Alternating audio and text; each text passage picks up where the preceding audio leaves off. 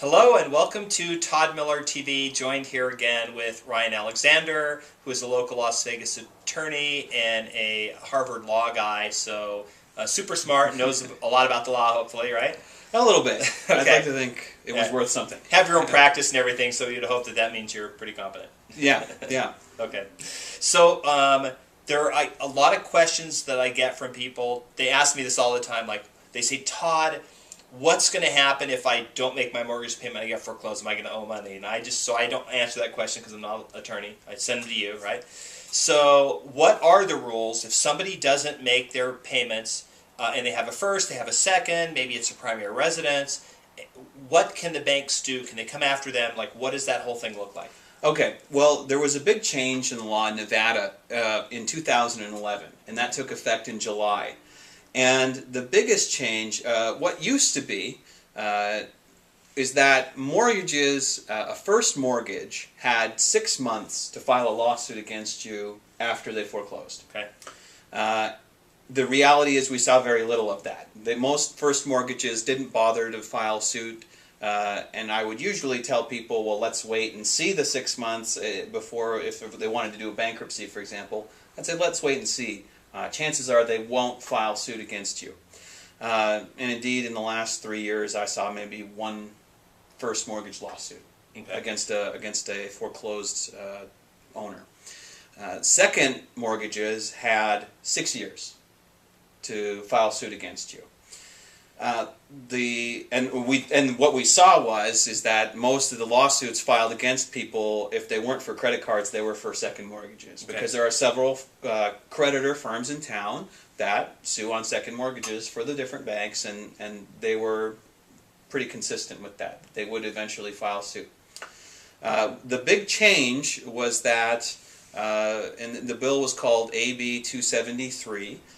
What happened is that first mortgages taken out before October 1st, 2009, so it has to be at least a year and a half old at that point, now 2 years old, the mortgage.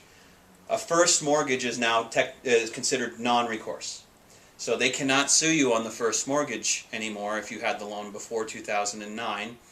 And for second mortgages, they took the 6-year window and made it 6 months. Wow. So that is also very powerful for the consumer, and it changes up now what I have to tell people, because for a while it was pretty clear if you had the second mortgage, you were going to have to file some sort of bankruptcy or do a debt settlement to pay off a portion with them, and maybe we could get a debt forgive. We could get, pay 5-10 cents on the dollar on a second, and then close it out.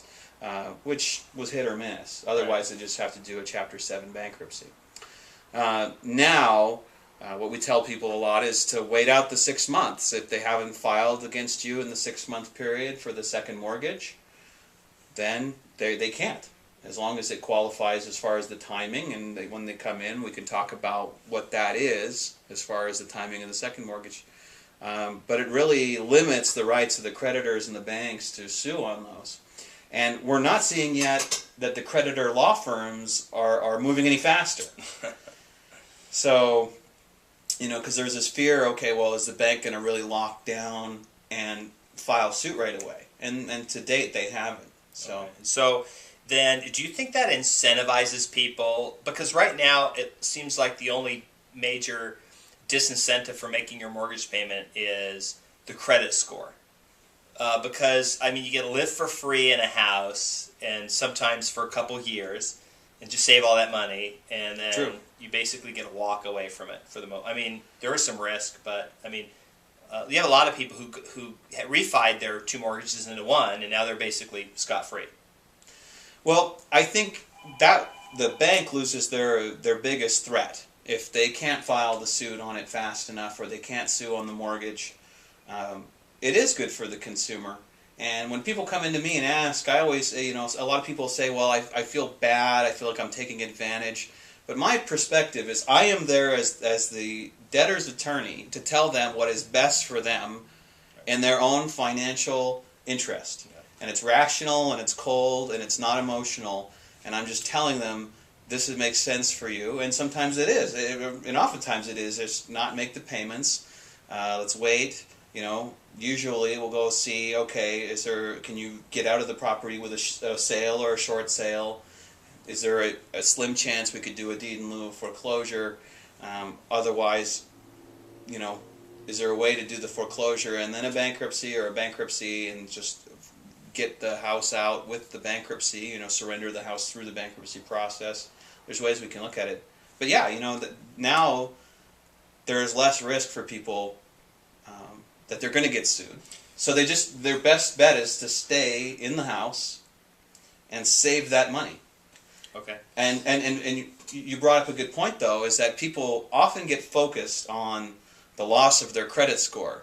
But unfortunately, if you're coming to meet with either of us for a short sale or a bankruptcy, your credit score is toast. Yeah, your credit score is gone. Okay. And you got to, and that's one thing I tell people is, okay, well, we've got to set that aside, because the credit score, it will come back in 3 years. The way they calculate FICOs, it's going to come back in 3 years. Yeah. But the damage, it's going to be done, or it's already done anyways. So now, how do you best plan the situation to get out of the property with some money in your pocket to pay your deposit and move? Do you give free consultations if someone just wants to come in for like 30 minutes and just kind of talk about their scenario? Anytime. Yep. They can call us at 222-FIRM. 222-FIRM. And that's 222-3476. Okay, because like some of the phones, like my BlackBerry, it didn't have letter. It was just little buttons. So. That's true. Yeah, 222-3476.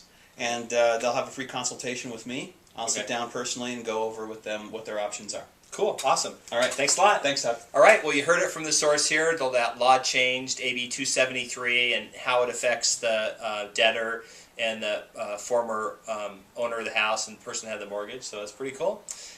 Thanks for tuning in, and hope to see you on another video. Thanks.